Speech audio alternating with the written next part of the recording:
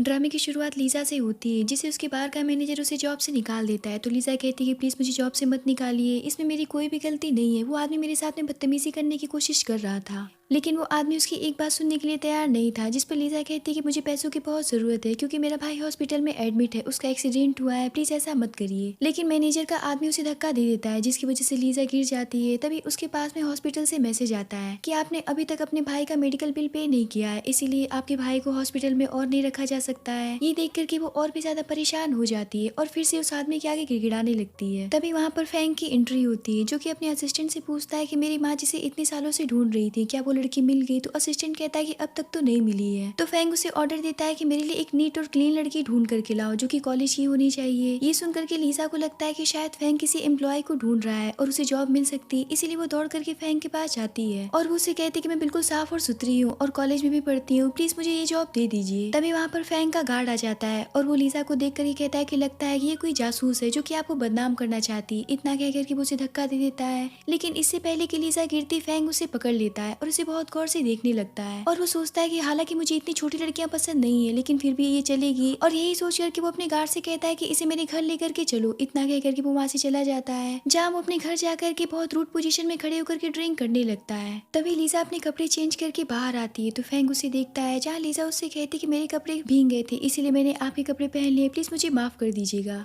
तो फैंग उसे देख करके सोचता है कि इतनी छोटी सी, इतनी नाजुक सी दिखने वाली लड़की है, फिर भी इसकी इतनी हिम्मत तो देखो, जो कि मेरे साथ यहाँ पर चली है। और वो उससे पूछता है कि तुम्हें पता है कि तुम यहाँ पर क्यों आई हो। उसकी बातें सुनकर के लीजा सोचने लग जाती है कि बाहर में किस तरीके से वो आदमी उसे छू रहा था और उसके साथ में बदतमीजी करने की कोशिश कर रहा था। कहीं फैंग भी तो उसके साथ भी सब नहीं करने वाला है, और यही सोच करके वो काफी नर्वस होने लगती है। इतने पर तो फैंग उसे पकड़ करके अपने करीब खींच लेता है, जिसकी वजह से लीजा काफी डर जाती है और कांपने लगती है। तो फैंग उसे कहता है कि तुम कांप रही हो और तुम काफी ज्यादा नर्वस हो। इतने पर फैंग उसे किस करने के लिए आगे बढ़ता है, तो लीजा उसे रोकते हुए कहती है कि प्लीज मेरे साथ में ये सब मत करिए। तो फैंग कहता है कि पर इस बात के लिए बहुत देर हो चुकी। इतना कह करके उसे सोफे की तरफ पुश कर देता है और उससे कहता है कि जब तुम्हें पता है कि तुम यहाँ पर क्यों आई हो और ऐसी जगहों पर तुम काम करती हो, तो तुम्हें इतना तो पता होना ही चाहिए कि वहाँ पर किस तरीके के लोग रहते हैं। इस बात के लिए लीजा उससे सॉरी कहने लगती है। उसका रोता हुआ से डरा हुआ से फेस देख करके फैंग उससे कहता है कि फिर सोच क्या रही हो, अब यहाँ से निकल जाओ। इतने पर लीजा फौरन से अपना सामान उठाती है और वहाँ से जाने लगती है। पर तभी उसके मोबाइल पे फिर से हॉस्पिटल से मैसेज आ जाता है, जिसे देख करके वो काफी परेशान हो जाती है और रोने लगती है। अब उसके पास में दूसरा कोई भी ऑप्शन नहीं बचता है, इसलिए वो वापस से लौट करके फैंग के पास जाती है। फैंग उसे देख करके सोचता है कि आखिर ये फिर से यहाँ पर क्यों चली आई, और वो उसे कहता है कि मुझे तुम्हारे अंदर कोई भी दिलचस्पी नहीं है, इसलिए जितनी जल्दी हो सके मेरे आंखों के सामने से चली जाओ। ये सुनकर के लीजा उसके करीब जाती है और उसे किस करती है। तो फैंग उसे कहता है कि याद रखना कि तुमने पहल की है। इतना कह करके उसे किस करना शुरू करता है और यहाँ पर वो उसके साथ में नाइट एक्सपेंड कर लेता है। अगली सुबह लीजा जब उठती है तो वो देखती है कि फैंग तो उसके बगल में है नहीं, इसीलिए वो उठ करके जाती है जहाँ फैंग अपने कपड़े चेंज कर रहा था। तो वो उसे घूरने लगती है। तो फैंग पलट करके उससे पूछता है कि क्या तुम मुझे इसी तरीके से घूरती रहोगी, लगता है कि तुम दोबारा से कुछ करना चाहती हो। तो लीजा कहती है कि ऐसी बात नहीं है। तो फैंग कहता है कि फिर ठीक है, ये कपड़े तुम चेंज कर सकती हो, मैंने तुम्हारे साइज के मंगवाए हैं, हो सकता है कि तुम्हें अच्छे से फिट आ जाए। जहाँ लीजा काफी हिचकिचाती हुए उसे कहती है कि मिस्टर फैंग मैं आपसे कुछ कहना चाहती हूँ। तो फैंग उसे कहता है कि तुम क्या कहना चाहती हो। तो लीजा कहती है कि मुझे कुछ पैसों की जरूरत है। तो फैंग उसे पूछता है कि कितने चाहिए। तो लीजा कहती है कि 5,000। तो फैंग कहता है कि ठीक है, मैं तुम्हारे अकाउंट में पैसे ट्रांसफर कर दूंगा, तुम मुझे अपना बैंक डिटेल दे तो मैं पैसे ट्रांसफर कर दूंगा। तो लीजा फौरन से उसे अपना बैंक डिटेल दे देती है और कहती है कि मिस्टर फैंग अब से मैं आपको कभी भी परेशान नहीं करूंगी और ना ही आपके सामने आऊंगी। इतना कह करके वो वहाँ से चली जाती है। तभी वहाँ पर फैंग का असिस्टेंट आता है और कहता है कि क्या आप इस लड़की को अपनी मदर से मिलवाना चाहते हैं। तो फैंग कहता है कि अफसोस की बात तो ये है कि इसने मुझसे पैसे मांग लिए, तो मुझे नहीं लगता है कि मैं इसे अपनी माँ से मिलवाना चाहूंगा। एक काम करो कि लीजा के अकाउंट में 5 मिलियन ट्रांसफर कर दो। तो असिस्टेंट कहता है कि ठीक है। इधर लीजा जैसे ही जाती है पैसे निकालने के लिए, तो उसे पता चलता है कि उसने अपना क्रेडिट कार्ड तो वहीं पर छोड़ दिया, इसीलिए वो काफी परेशान हो जाती है। तभी लीजा के मोबाइल पर फैंग का मैसेज आता है, जिसमें उसके कार्ड का फोटो होता है। ये देख करके वो फौरन से फैंग के पास जाती है और कहती है कि मिस्टर फैंग मैं अपना कार्ड वापस लेने आई हूँ। तो फैंग कहता है कि ठीक है, आकर के यहाँ पर बैठ जाओ। लेकिन लीजा जैसे ही उसके पास जाती है तो वो देखती है कि वहाँ पर बैठने के लिए कोई भी चेयर नहीं होता है। फैंग उससे कहता है कि क्या तुम चाय पियोगी, पर जैसे ही लीजा झुकती है चाय उठाने के लिए, फैंग उसे अपने करीब खींच लेता है और उसे टच करने लगता है। तो लीजा उसे रोक देती है। फैंग उससे कहता है कि मुझे लगता है कि तुम्हें फीवर है और तुम्हें डॉक्टर की जरूरत है, तो मैं डॉक्टर को बुलाता हूँ, तुम चुपचाप से यहीं पर बैठ जाओ। अब कुछ देर के बाद बाद में डॉक्टर उसे चेक करने के बाद में बताती है कल रात की एक्टिविटी की वजह से आपको फीवर आ गई है, तो मैंने मेडिसिन लिख दिया है, तो आप उसे ले लीजिएगा। वैसे आप बहुत ही ज्यादा वीक है, अगर भविष्य में आप फैंग के बच्चे की माँ बनती है तो आपको अपना एक्स्ट्रा ख्याल रखना पड़ेगा।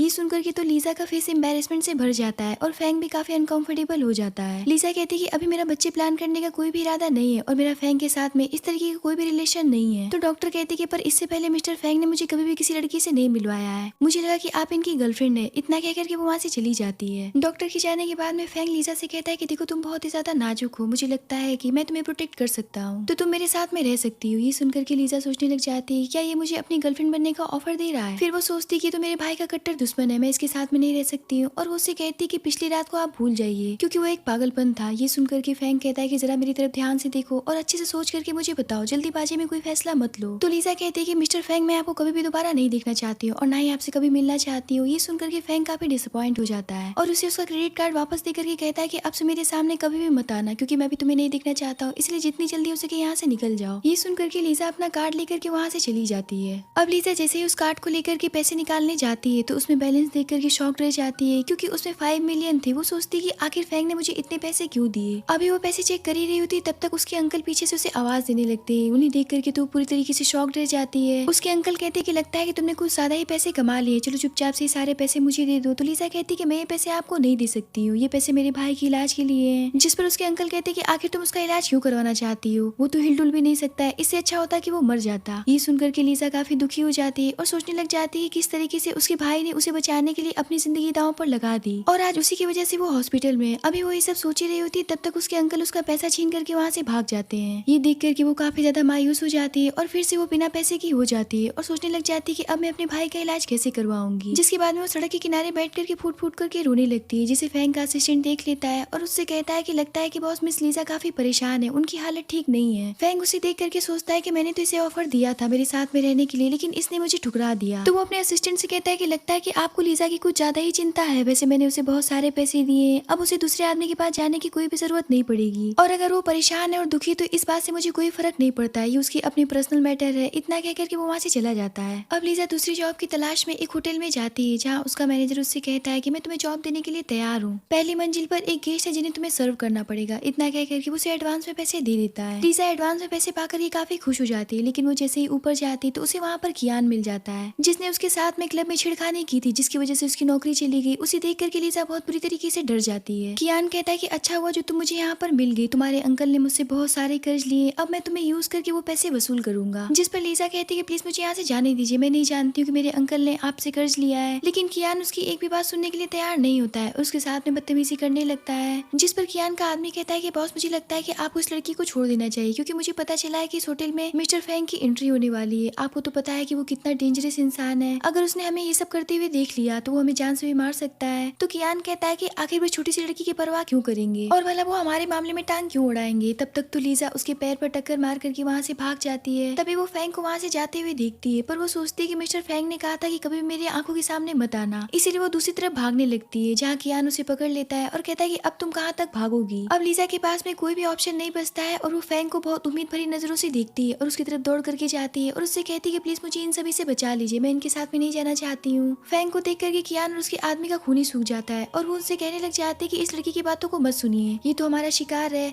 फैंग लीजा से पूछता है कि मैं तुम्हारी मदद करने के लिए तैयार हूँ, पर बदले में मुझे क्या मिलेगा। तो लीजा उससे कहती है कि आपको क्या चाहिए। तो फैंग उससे कहता है कि मुझे तुम चाहिए। इतना कहकर के वो अपने आदमी से कहता है कि मुझे लड़की चाहिए। इतना कहकर के वो वहाँ से चला जाता है। तो लीजा भी उसे फॉलो करती हुए उसके पीछे पीछे चली जाती है। कुछ दूर जाने के बाद में फैंग उससे कहता है कि तुम रूम में जाकर के आराम करो, मुझे एक इंपॉर्टेंट काम है जिसे मैं कंप्लीट करके वापस आता हूँ। इतना कहकर के वो आदमियों के साथ में चला जाता है और सीधा कियान के पास जाता है जो कि लड़कियों के साथ में बैठ करके गुलछर्रे उड़ा रहा था। फैंग को देख करके तो कियान का खून ही सूख जाता है और वो फौरन से खड़ा हो जाता है और फैंग से कहता है कि मुझे पता है कि आप मेरे इनलीगल बिजनेस के बारे में मुझसे बात करने के लिए आए हैं। आपके आदमी ने मुझे पहले ही चेतावनी दी थी, पर यकीन मानिए कि मैंने इस काम को धीरे धीरे करके बंद कर दिया है। तो फैंग कहता है कि मैं तुमसे इस बारे में बात करने नहीं आया हूँ। इतना कहकर के वो खड़ा हो जाता है और कहता है कि तुम्हारी इतनी औकात नहीं है जो कि तुम मेरे सामने खड़े होकर के बात कर सको। इतना कहकर के वो उसके सर पर हिट कर देता है, जिस पर कियान कहता है कि आखिर आपने मुझे क्यों मारा। तो फैंग कहता है कि जब लीजा ने तुमसे कहा कि मुझे मत छुओ तो फिर तुम्हारी हिम्मत भी कैसे हुई उसे हाथ लगाने की। ये सुनकर के कियान कहता है कि अगर मुझे पता होता कि वो आपकी वुमन है तो मैं उसे कभी भी नहीं छूता। पर फैंग के सर पर तो जैसे खूनी सवार था, इसलिए वो अपने आदमी से कहता है कि इस कियान को इतना मारो कि इसकी हड्डी पसली एक कर दो, ये 6 महीने तक हॉस्पिटल के बेड से उठना नहीं चाहिए। इतना कहकर के वो लीजा लीजा के पास चला जाता है और उसे कहता है कि मैंने तुम्हें कितनी बार कहा कि ऐसी जगहों पर काम करना बंद कर दो। तो लीजा कहती है कि आप सही कह रहे हैं, पर मेरे पास मजबूरी थी।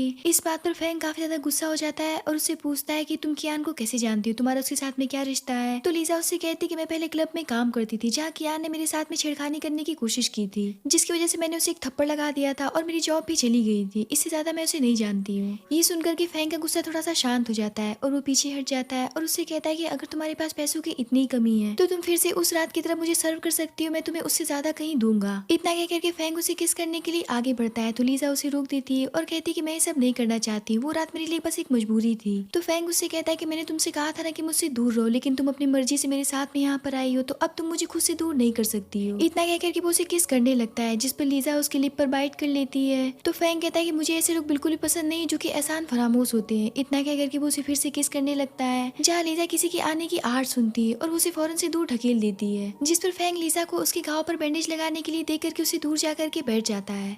तभी वहाँ पर असिस्टेंट आता है और वो फैंग से पूछता है कि बॉस आपके लिप पर क्या हो गया, पर फैंग इस बात का कोई भी जवाब नहीं देता है और लीजा को घर छोड़ने के लिए चला जाता है, जहाँ वो उसे रास्ते में पूछता है कि आखिर तुम पढ़ाई क्यों नहीं करती हो, क्या तुमने पढ़ाई छोड़ दी है। तो लीजा कहती है कि मेरे पास में बहुत मजबूरी है, इसीलिए मुझे पढ़ाई छोड़नी पड़ी। तो फैंग कहता है कि मैं तुम्हारी मदद कर सकता हूँ। इतना कह करके वो उसे क्रेडिट कार्ड ऑफर करने लगता है। तो लीजा कहती है कि मैंने आपसे कितनी बार कहा है कि वो रात मेरे लिए बस एक मजबूरी थी, आप मुझे फिर से खरीद नहीं सकते हैं, मुझे आपका पैसा नहीं चाहिए। इतना कह करके वो कार से उतर करके वहाँ से चली जाती है। ये देख करके फैंग का एक्सप्रेशन बिल्कुल डार्क हो जाता है और वो उसे देखते ही रह जाता है, जहाँ वो अपने असिस्टेंट को कॉल करके कहता है कि कल तक लीजा को जॉब मिल जानी चाहिए। इतना कह करके वो कॉल काट देता है और अगले दिन वो अपने होटल जाता है, जहाँ असिस्टेंट उसे बताता है कि जैसा कि आपने कहा था लीजा को यहाँ पर जॉब मिल गया है। इधर लीजा अपने बारमेट की ड्रेस पहन करके वहाँ पर इंटर करती है, जहाँ उसे यूंजे मिल जाता है। यूंजे उसके बचपन का फ्रेंड था, जिसे देख करके वो काफी शॉक रह जाती है। यूंजे उससे कहता है कि मैं तुम्हें बहुत दिनों के बाद दिख रहा हूँ। तो लीजा उससे कहती है कि मैं तो पहचान ही नहीं पाई, तुम तो कॉलेज के बाद में विदेश चले गए थे ना, तुम कितने हैंडसम लगने लगे हो। तो वो उससे कहता है कि वैसे तुम्हारी पढ़ाई कैसी चल रही है। इस बात पर लीजा काफी नर्वस हो जाती है और वो कहती है कि मैं तो यहाँ पर गर्मी की छुट्टियों में टाइम पास करने के लिए जॉब कर रही हूँ। ये सुनकर के यूंजे कहता है कि मुझसे झूठ बोलने की कोई भी जरूरत नहीं है, क्योंकि मैंने सुना है कि तुम्हारे अंकल के ऊपर बहुत सारे कर्ज हैं और तुम्हारा भाई भी हॉस्पिटल में एडमिट है। मुझसे डरने की कोई भी जरूरत नहीं है, मैं तुम्हारी कंडीशन जानता हूँ। इतने पर वहाँ पर फैंग आ जाता है और यूंजे को इस तरीके से लीजा को टच करता हुआ देख करके तो उसके जेलसी और गुस्से का कोई भी ठिकाना नहीं रहता है। फैंग को देख करके यूंजे उसे कहता है कि मिस्टर फैंग, आपसे मैं काफी समय के बाद में मिल रहा हूँ। तो फैंग उसे काफी रूटी तरीके से रिप्लाई करते हुए कहता है कि मुझे ऐसा क्यों लगता है कि आपके पास में कुछ ज्यादा ही खाली समय बच गया है, इसीलिए आप एक बारमेट से बात कर रहे हैं। जिस पर यूंजे कहता है कि आप गलत समझ रहे हैं, मैं लीजा को बचपन से जानता हूँ, क्योंकि मैं इसके बचपन का दोस्त हूँ। अब उन दोनों के बीच में बढ़ती टेंशन देख करके लीजा काफी परेशान होने लगती है और वो सोचने लग जाती है कहीं फैंग उसे यूंजे के सामने से अप्रोच करके ना ले जाए। तभी लीजा से यूंजे कहता है कि चलो हम साथ में कॉफी पीते हैं। ये सुनकर के लीजा काफी परेशान हो जाती है, क्योंकि फैंग उसे अपनी जलती निगाहों से देख रहा होता है, इसीलिए वो कहती है कि मुझे आज बहुत काम है। इतना कह करके वो वहाँ से फौरन से चली जाती है और बाहर में जाकर के ड्रिंक को सेटल करने लगती है। तभी वहाँ पर फैंग आ जाता है, जिसे देख करके वो काफी घबरा जाती है और उससे पूछती है कि मिस्टर फैंग आप यहाँ पर क्यों आए हैं। तो फैंग उसे करीब जाकर के पूछता है कि वो लड़का कौन है और तुम्हारा उसके साथ में क्या रिश्ता है। तो लीजा बताती है कि वो मेरे बचपन का फ्रेंड है, इससे ज्यादा और कुछ भी नहीं। तो फैंग उससे कहता है कि अगर वो तुम्हारा दोस्त है तो फिर वो तुम्हें इस तरीके से क्यों देख रहा था।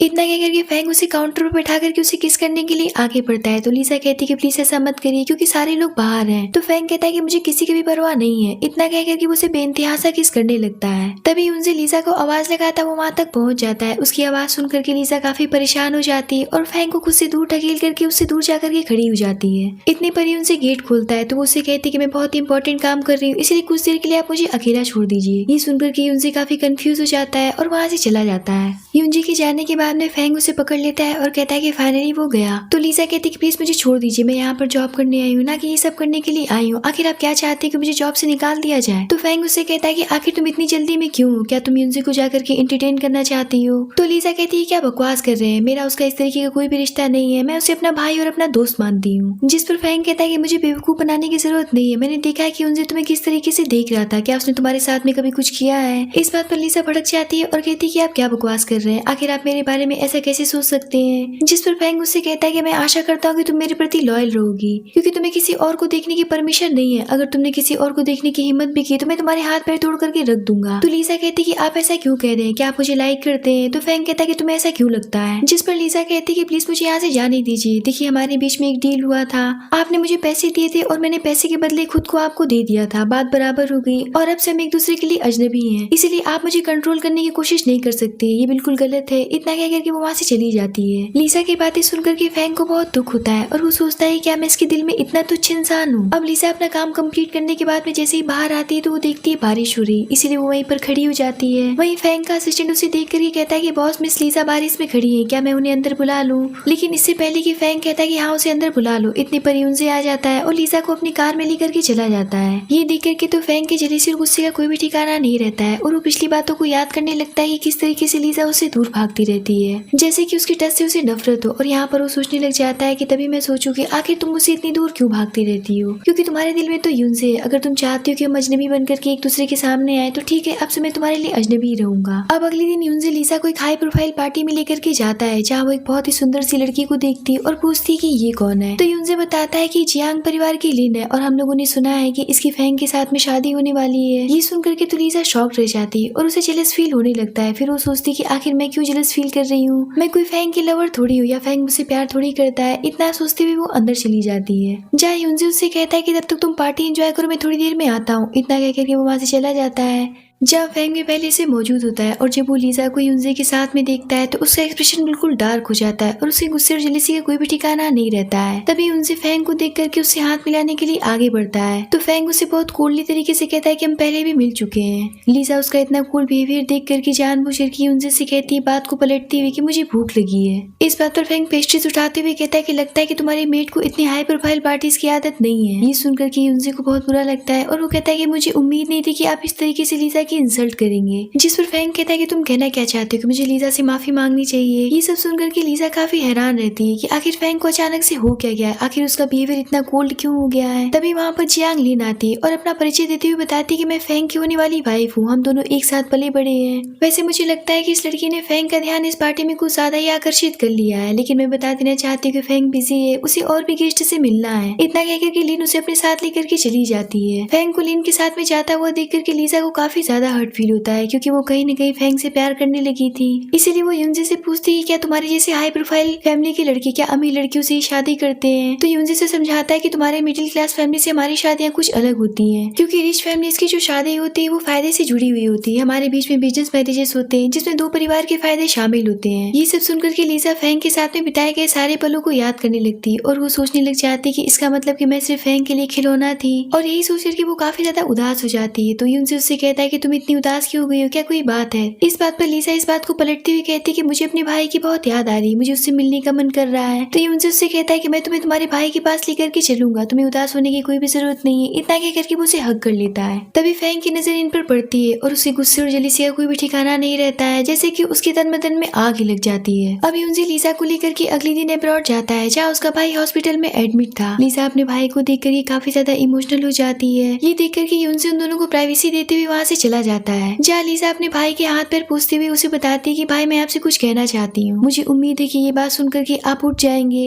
मैंने आपके दुश्मन के साथ में वन नाइट स्टैंड कर लिया है। मुझे पता है कि जब ये बात आपको पता चलेगी तो आप मुझसे काफी ज्यादा गुस्सा हो जाएंगे, पर मेरे पास में कोई भी दूसरा ऑप्शन नहीं था। अब लीजा अपने भाई के साथ में बहुत सारी इमोशनल बातें करने के बाद में डॉक्टर से मिलती है, जहाँ डॉक्टर लीजा को एक अलग तरीके का इलाज करवाने की सलाह उसके भाई के लिए देता है और बताता है कि मैंने बहुत सारे मरीजों का इस तरीके का इलाज किया है जिसे पाकर के वो कोमा से बहुत जल्दी उठ गए, तो क्या तुम इसे कराना चाहती हो? तो लीजा कहती है कि पर इसमें 10 लाख रुपए का खर्च है। जिस पर डॉक्टर लीजा को मैनिपुलेट करते हुए कहने लग जाता है कि तुम इसके बारे में अच्छी तरीके से सोच समझ लेना। और यहाँ पर डॉक्टर के इरादे कुछ ठीक नहीं लग रहे थे। अब लीजा इस बारे में यूनजे से जाकर के डिस्कस करती है, तो यूनजे उससे कहता है कि अगर तुम अपने भाई का ट्रीटमेंट चेंज करना चाहती हो और उसी ट्रीटमेंट देना चाहती हो तो मैं तुम्हारी मदद करने के लिए तैयार हूँ, मैं तुम्हें वो 10 लाख रुपए दे दूंगा। इस बात पर लीजा काफी सरप्राइज हो जाती है। तो यूनजे उससे कहता है कि ये मत समझना कि मैं तुम्हें फ्री में दे रहा हूँ, मुझे तुम्हारी एक बहुत बड़ी मदद चाहिए। मेरे परिवार वाले चाहते हैं कि मैं ब्लाइंड डेट पर जाऊं और मैं अभी शादी करना नहीं चाहता हूँ। बस तुम मेरी माँ के सामने मेरी लवर बनने की एक्टिंग कर लो, क्योंकि मेरी माँ को तुम्हारी जैसी इनोसेंट लड़कियां बहुत ही ज्यादा पसंद है, तो वो मेरी शादी के बारे में सोचना बंद कर देंगी, क्योंकि मैं अभी अपने कैरियर पर फोकस करना चाहता हूँ। इस बात पर लीजा खुशी खुशी तैयार हो जाती और कहती कि 1 साल के बाद में मेरा भाई भी ठीक हो जाएगा, फिर हम दोनों मिलकर के तुम्हारे पैसे वापस कर देंगे। ये सुनकर के यूनजे भी काफी खुश हो जाता है और कहता है कि फिर ठीक है। अब जैसा कि लीजा को यूनजे की परफेक्ट लवर बनने का नाटक करना था, इसीलिए वो अपने लिए डायमंड की रिंग बाय करने के लिए चली जाती है और वो जैसे ही डायमंड की रिंग खरीद करके बाहर निकलती है, उसे वहाँ पर फैंग का राइट हैंड मिल जाता है, जो कि लीजा से कहता है कि मिस लीजा आपसे फैंग मिलना चाहते हैं, अगर आप यहाँ पर कोई तमाशा नहीं खड़ा करना चाहती तो मेरे साथ में चलिए। लीजा जानती थी कि अगर वो उसके साथ में नहीं जाएगी तो कुछ भी हो सकता है, और वो यहाँ पर तमाशा तो बिल्कुल भी नहीं चाहती थी, इसीलिए वो उसके राइट हैंड के साथ में चली जाती है। अब लीजा जैसे ही फैंग से मिलने के लिए जाती है तो फैंग उससे पूछता है कि तुम मेरे साथ में घर वापस कब चल रही हो। तो लीजा कहती है कि भला मैं आपके साथ में घर वापस क्यों जाने लग गई, मुझे यहाँ पर बहुत सारे काम है। तो फैंग उससे कहता है कि ये जगह तुम्हारे लिए ठीक नहीं है, और वैसे भी तुम्हारा भाई हॉस्पिटल में एडमिट है और तुम होके इतने महंगे महंगे चीजें भाई कर रही हो, आखिर ये तुम्हें किसने दिया है। ये सुनकर के तो लीजा हैरान रह जाती है और कहती है कि भला आपको कैसे पता चल गया कि मेरा भाई हॉस्पिटल में एडमिट है। जिस पर असिस्टेंट कहता है कि लगता है कि बॉस को आपने हल्के में ले लिया है, वो जो चाहे वो पता कर सकते हैं। तो लीजा कहती है कि देखिए मेरा भाई अभी कोमा में और मेरा काम करना बहुत जरूरी है, अगर मैंने अपना काम रोक दिया तो उसका इलाज नहीं हो पाएगा। जिस पर फैंग कहता है क्या तुम अंधी हो गई हो, क्या तुम्हें दिख नहीं रहा है कि मैं तुम्हारी मदद करने के लिए तैयार हूँ। मैं बस इतना चाहता हूँ कि तुम अच्छे से पढ़ लिख करके अपने पैरों पर खड़ी हो जाओ, मैं तुम्हारे भाई के पूरे इलाज की जिम्मेदारी लेता हूँ। इस बात पर लीजा सोचने लग जाती है कि फैंग जैसे इंसान के ऊपर मैं भरोसा नहीं कर सकती हूँ, मैं तो इसके लिए बस एक टॉय हूँ, क्योंकि शादी तो किसी दूसरे से करेगा, मुझे तो शादी करेगी नहीं। इसीलिए वो उससे कहती है कि मुझे आपकी हेल्प की कोई भी जरूरत नहीं है, क्योंकि अब मैं आपको इन सब के बदले कुछ भी नहीं दे सकती हूँ, इसीलिए मैं आपका एहसान नहीं लेना चाहती हूँ। ये सुनकर के तो फैंग गुस्सा हो जाता है और उससे कहता है कि यूनजे के बारे में तुम्हारा क्या ख्याल है, आखिर ये गिफ्ट तो उसी ने तुम्हें दिया है और उसके दिए हुए पैसे भी तुम एक्सेप्ट कर रही हो, फिर मुझसे इतनी नफरत क्यों है। ये सुनकर के लीजा खड़ी हो जाती है और कहती है कि आपका बहुत बहुत धन्यवाद, इतना कह करके वो वहाँ से जाने लगती है। जिस पर फैंग कहता है कि जिन ट्रिक्स का तुम यूज करके मेरे बिस्तर पर चढ़ी थी और मुझे फंसाया था, क्या तुम उसी ट्रिक्स का यूज दूसरों पर करने के लिए जा रही हो। ये सुनकर के तो लीजा को बहुत ही ज्यादा गुस्सा आता है और वो वहाँ से जाने लगती है। जिस पर फैंग उसका हाथ पकड़ कर ये कहता है कि मैं तुमसे कह रहा हूँ कि मैं तुम्हारे लिए सही इंसान हूँ, तुम्हें किसी और दूसरे के पास जाने की कोई भी जरूरत नहीं है, मैं वो सब कुछ तुम्हें दे सकता हूँ जो कि उनसे तुम्हें सपने में भी नहीं देगा। जिस पर लीजा कहती कि मैं अब इस चीज को यहीं पर खत्म करना चाहती हूँ और आपसे कभी भी नहीं मिलना चाहती हूँ। इस बात पर फैंग कड़वी हंसी हंसते हुए कहता है कि ठीक है,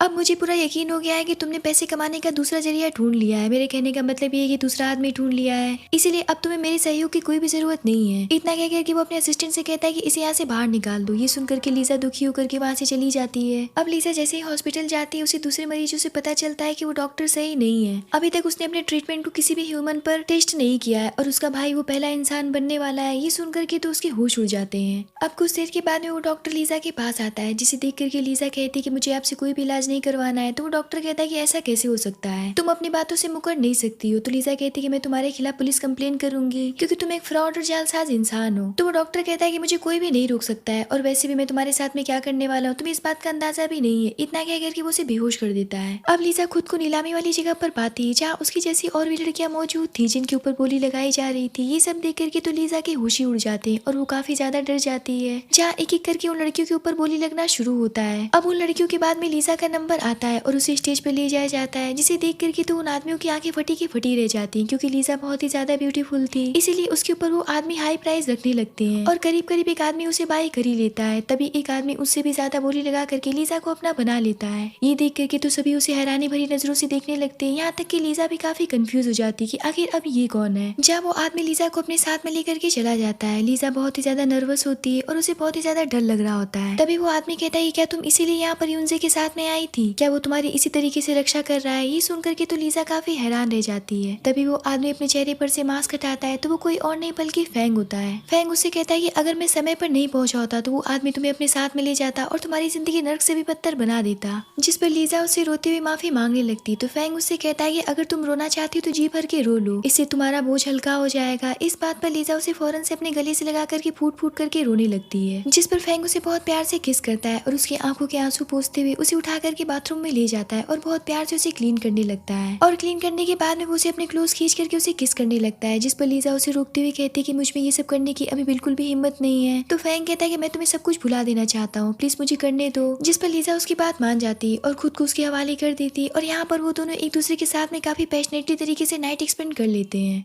अगली सुबह डॉक्टर लीजा को चेक करने के लिए आती है, जहाँ वो फैंग को डांटते हुए कहती है कि आप लीजा से जरा एक हफ्ते तक दूर रहिए और अलग कमरे में सोइए, क्योंकि आपने लीजा को बहुत बुरी तरीके से हर्ट कर दिया है। आपने लास्ट नाइट उसके साथ में जानवरों की तरह नाइट स्पेंड किया है। ये सुनकर के तो फैंग का फेस एम्बेरसमेंट से भर जाता है, यहाँ तक कि लीजा का भी फेस एकदम लाल हो जाता है और वो सोचने लग जाती है कि इतना तुम्हें कभी भी हर्ट नहीं हुई थी। डॉक्टर के जाने के बाद में फैंग लीजा से कहता है कि तुम्हें आराम करने की जरूरत है, जब तुम हील हो जाओगे तो मैं तुम्हें वापस से घर लेकर के चलूंगा। तो लीजा कहती कि मैं अभी कहीं भी नहीं जा सकती हूँ, क्योंकि मेरा भाई अभी भी डॉक्टर के कब्जे में है। ये सुनकर के फैंग शॉक्ड रह जाता है। लीजा वहाँ से उठ करके जाने की कोशिश करती, अब जैसा कि वो हर्ट थी इसीलिए वो हिल डुल नहीं पाती। तो फैंग उससे कहता है कि तुम इस तरीके से हिलो डुलो मत, तुम्हें आराम की जरूरत है, मैं इस मामले को देखता हूँ कि मैं इसमें क्या कर सकता हूँ। इतना कह करके वो वहाँ से चला जाता है, जहाँ फैंग का असिस्टेंट उस डॉक्टर के बारे में सारी इन्फॉर्मेशन कलेक्ट करके फैंग को दे देता है। फैंग उस फाइल को देखने के बाद में कहता है कि इस फाइल को मेरे भाई तक पहुँचा दो, जो की आर्मी कमांडर है, वो इसे अच्छी तरीके से हैंडल कर लेगा। और आज मैं उस डॉक्टर से खुद से जाकर के मिलूंगा, क्योंकि मैं जानना चाहता हूँ कि आखिर वो लीजा के भाई के साथ में करना क्या चाहता है, आखिर वो उसके ऊपर कौन सा एक्सपेरिमेंट करना चाहता है। इतना कह करके वो वहाँ से चला जाता है और सीधा लीजा के पास जाकर के कहता है कि आज रात मैं कहीं जाने वाला हूँ, पर मेरा विश्वास करो कि मैं तुम्हारे भाई को जल्दी ढूंढ करके ले आऊंगा, तुम्हारा भाई तुम्हारे साथ में होगा। ये सुनकर के लीजा उससे कहती है कि आप मेरे भाई को ढूंढने जा रहे हैं। तो फैंग कहता है कि हाँ मैं उसे ढूंढने जा रहा हूँ, लेकिन जब तुम्हारा भाई होश में आएगा और उसे पता चलेगा कि तुम उसके दुश्मन के साथ में रिलेशन में आ गई हो और उसके साथ में तुमने नाइट एक्सपेंड भी कर लिया है, तो मुझे पूरा यकीन है कि वो तुम्हें पीट पीट करके मार डालेगा। इस बात पर लीजा कहती कि आप बहुत ही ज्यादा बेशर्म इंसान हो गए, मुझे आपसे बात नहीं करनी है। जहाँ फैंग इस बात पर सीरियस होकर के उससे कहता है कि अगर मैं 3 दिनों तक वापस नहीं आता हूँ तो मेरे आदमी तुम्हें सही सलामत घर तक पहुंचा देंगे, तुम इस बात के लिए उनसे आर्ग्यू मत करना। इतना कह करके वो वहाँ से चला जाता है। अब फैंग को गए हुए पूरे 2 दिन बीत जाते हैं और वो वापस नहीं आता है। इस बात से लीजा बेचैन उठती है और वो उसकी राइट हैंड से कहती है कि आखिर फैंग अभी तक वापस क्यों नहीं आया। इस सवाल को उसका राइट हैंड अवॉइड करने की कोशिश करता है, पर लीजा जिद पर आ जाती है और कहती है कि मुझे फैंग से मिलना है। तो फैंग का राइट हैंड कहता है कि हमें खुद भी नहीं पता है कि आखिर बॉस किस हालत में है। ये सुनकर के लीजा काफी परेशान हो जाती है और कहती है कि मुझे उनके भाई के पास ले चलिए। फैंग का राइट हैंड ना चाहते हुए भी उसे फैंग के बड़े भाई के पास लेकर के जाता है, जो कि आर्मी कमांडर था, और उस नक्शे को देख रहा होता है जिसके जरिए वो उस जगह तक पहुंच सकता था जहाँ फैंग को रखा गया था। लीजा उस नक्शे को देख करके कहती कि मैं इसमें आपकी मदद कर सकती हूँ, क्योंकि जिस दिन मुझे बोली लगाने के लिए यहाँ पर ले गया था मैंने हर एक रास्ता देखा था जिस पर फैंग का भाई हान उसे अंदर आने के लिए अलाउ करता है। लीजा उस नक्शे को देख करके हान को उसके बारे में सब कुछ बताना शुरू करती है, यहाँ तक कि उसके हिडन रास्ते के बारे में भी बता देती है, जिसे फॉलो करते हुए वो लोग अंदर पहुंच जाते हैं, जहाँ फैंग भी उन्हें काफी इंजर्ड हालत में मिलता है। फैंग बताता है कि मैं फाइटिंग करने में इंजर्ड हो गया,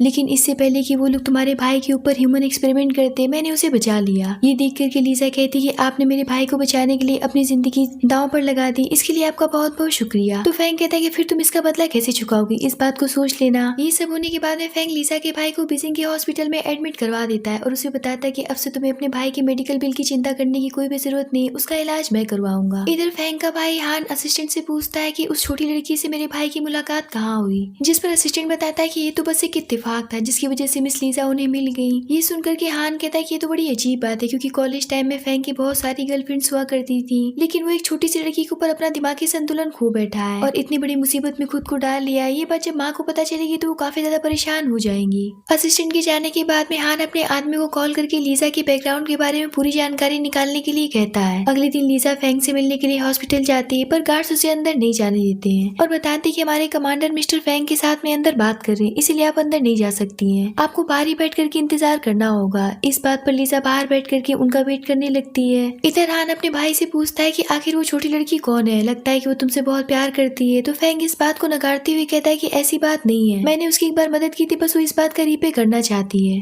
जिस पर हान कहता है कि मुझे नहीं लगता है कि वो तुम्हारे एहसानों का बदला चुकाना चाहती, मुझे लगता है कि वो तुम्हें बहुत पसंद करती है। अगर तुम उसे पसंद नहीं करते तो उसे किसी भी तरीके की होप मत दो, वरना अगर उसे ये बात पता चलेगी तो उसका दिल टूट जाएगा। इतना कहकर के हान फैंग को एक फाइल देता है और कहता है कि मैंने लीजा के बारे में सारी इन्फॉर्मेशन निकालने की कोशिश की है। जिन लोगों ने उसे किडनैप किया था वो लोग ह्यूमन ट्रैफिकर थे जिनके जाल में वो फंस गई थी, और वो लोग ऐसी लड़की को टारगेट करते हैं जो कि गरीब और इनोसेंट हो। तो फैंग कहता है कि अब तो लीजा सेफ है ना, क्योंकि मैंने उन सभी का सफाया कर दिया है। जिस पर हान कहता है कि हम अभी इस बात के लिए कंफर्म नहीं है, हो सकता है कि उनका और भी ज्यादा बड़ा चैनल हो जो हम लोग अभी तक नहीं जानते। वैसे लीजा तुमसे जितनी दूर रहेगी उतनी ज्यादा वो सेफ रहेगी। वैसे तुम्हारी शादी जियांग परिवार में फिक्स हो चुकी है। तो फैंग कहता है कि मैं उसे जरा सा भी पसंद नहीं करता हूँ और ना ही मैंने उसे शादी करने के लिए हामी भरी है। जिस पर हान कहता है कि ठीक है, तुम्हें आराम करना चाहिए। इतना कह करके वो वहाँ से चला जाता है। उसके जाते ही लीजा अंदर आती और फैंग के पास आकर के कहती कि आज रात मैं आपके साथ रुकना चाहती हूँ और आपकी देखभाल करना चाहती हूँ। तो फैंग उससे पूछता है कि क्या तुम मुझे पसंद करने लगी हो। इस बात पर लीजा उसे झूठ बोल देती है कि मैं आपको पसंद नहीं करती हूँ। तो फैंग कहता है कि ये तो और भी अच्छी बात है, क्योंकि मैं भी नहीं चाहता कि तुम मुझे पसंद करो। तो लीजा लीजा उससे पूछती है कि आपके दिल में मेरे लिए कोई भी फीलिंग्स नहीं है। यहाँ पर फैंग उसे जानबूझ करके हर्ट करता है और कहता है कि हमारे बीच में सिर्फ फिजिकली अट्रैक्शन वाला रिश्ता है, उससे ज्यादा और कुछ भी नहीं है। इसीलिए अपनी भावनाओं पे जरा कंट्रोल रखो, क्योंकि मुझे यूजलेस भावनाएं बिल्कुल भी पसंद नहीं है। क्योंकि तुम भी ये बात अच्छी तरीके से जानते हो कि हम लोग किस तरीके से जुड़े हुए हैं, इसीलिए इस बारे में ज्यादा सोचने की जरूरत नहीं है। यहाँ पर फैंग बिल्कुल भी नहीं चाहता था कि उसकी वजह से लीजा किसी खतरे में पड़े, इसीलिए वो इस तरीके की बातें उससे करने लगता है। ये सब सुनकर के लीजा काफी दुखी हो जाती है और उसे काफी ज्यादा हर्ट फील होता है और वो फैंग से कहती है कि माफ करिएगा, आज के बाद में मैं किसी भी मामले में दखल अंदाजी नहीं करूंगी और ना ही मैं आपसे किसी भी चीज की उम्मीद करूंगी। इतना कह करके वो वहाँ से उठ करके चली जाती है। जहाँ अगले दिन वो असिस्टेंट से वापस जाने की बात कर रही होती, तभी उसे वोमिटिंग फील होने लगता है और उसी बात रियलाइज होता है कि उसके पीरियड्स लेट हो गए, इसीलिए वो काफी ज्यादा टेंशन में चली जाती है।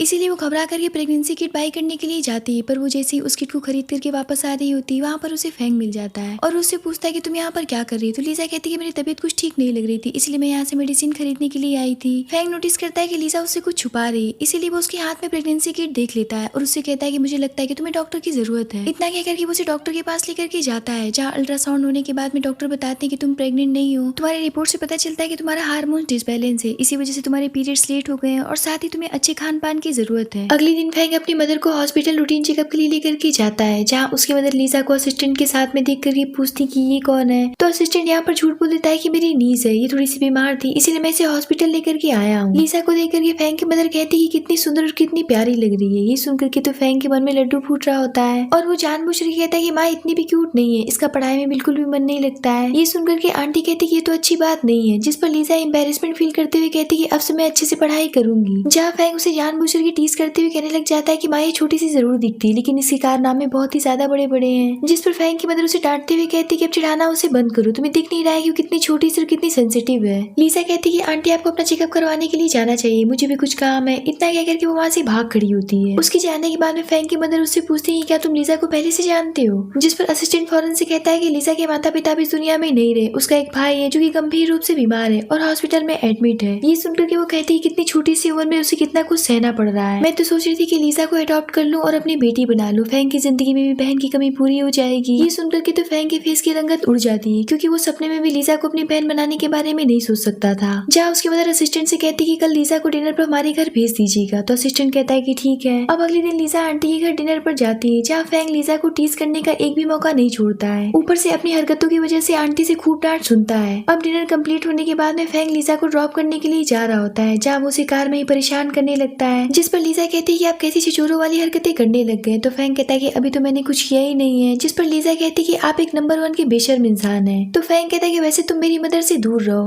वरना वो तुम्हें अपने पास ही रख लेंगी। तो लीजा कहती है कि मैं इसमें कुछ भी नहीं कर सकती हूँ, भला मैं उनके बुलाने पर कैसे ना आती। इतने पर फैंग उसे किस करने लगता है। तो लीजा कहती है कि आप क्या कर रहे हैं। जिस पर फैंग कहता है कि इतने समय से हमारी लाइफ में उथल पुथल चल रहा है, जिसकी वजह से मैं तुम्हें फील तक नहीं कर पा रहा हूँ। इतना कह करके वो ड्राइवर से उसके प्राइवेट हाउस चलने के लिए कह देता है। ये सुनकर के लीजा कहती है क्या मतलब है आपका, मुझे तो कॉलेज जाना है ना। तो फैंग उसे टच करते हुए कहता है कि हाँ, लेकिन लव मेकिंग के बाद में, जिसके बाद में हम इन्हें इनके हाउस में देखते हैं। जहाँ फैंग उससे कहता है कि तुम्हें यूनजी कटल ज्यादा पसंद है ना। इस बात पर लीजा काफी गुस्सा हो जाती है। तो फैंग उससे कहता है कि मैं तो बस मजाक कर रहा था, प्लीज मुझे किस दो ना।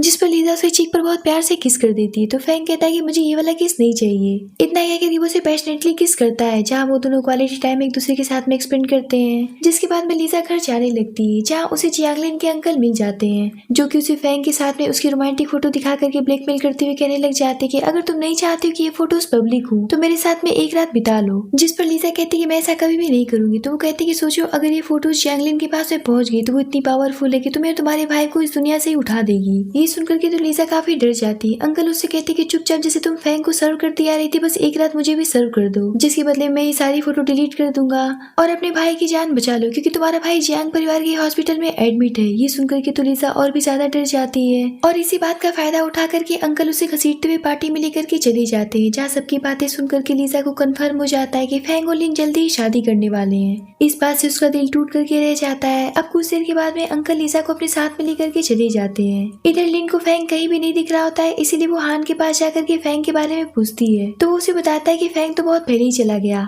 इधर फैंग लिन के अंकल को ढूंढता हुआ उस होटल रूम तक पहुंच जाता है, जहाँ वो लीजा को अपने साथ में लेकर के गए थे। वहाँ लीजा काफी ज्यादा नशे की हालात में होती है। इस हालात में उसे देख करके तो फैंग के गुस्से गुस्से का कोई भी ठिकाना नहीं रहता है और वो लीजा को बहुत प्यार से अपनी जैकेट से कवर करता है, जिसके बाद तो वो अंकल को खूब पीटता है और फिर लीजा को अपने साथ में लेकर के चला जाता है। अब कुछ देर के बाद में लीजा जब होश में आती है तो वो फैंग को बताती है कि लिन के अंकल उसी फैंग को लीजा की प्राइवेट फोटो दिखा करके ब्लैकमेल कर रहे थे। तो फैंग कहता है कि तुम्हें इस बात की टेंशन लेने की जरूरत नहीं है, मैं इस मामले को हैंडल कर लूंगा। जिस पर लीजा कहती है कि लेकिन अगर ये बात जियांग परिवार को पता चल गई तो क्या आपको इस बात का डर नहीं कि आपकी शादी लिन के साथ में टूट जाएगी। तो फैंग कहता है कि क्या तुम्हें लिन को मेरे साथ में देख करके गुस्सा नहीं आता है। तो लीजा उसे टच करते हुए कहती है कि फैंग मैं सिर्फ आपको चाहती हूँ। जिस पर फैंग कहता है कि आई होप कि कल सुबह तुम इस बात के लिए रिग्रेट फील नहीं करोगी। इतना कह करके वो उसके करीब चला जाता है और इसी मोमेंट के साथ में इस ड्रामे की यहीं पर एंडिंग होती है।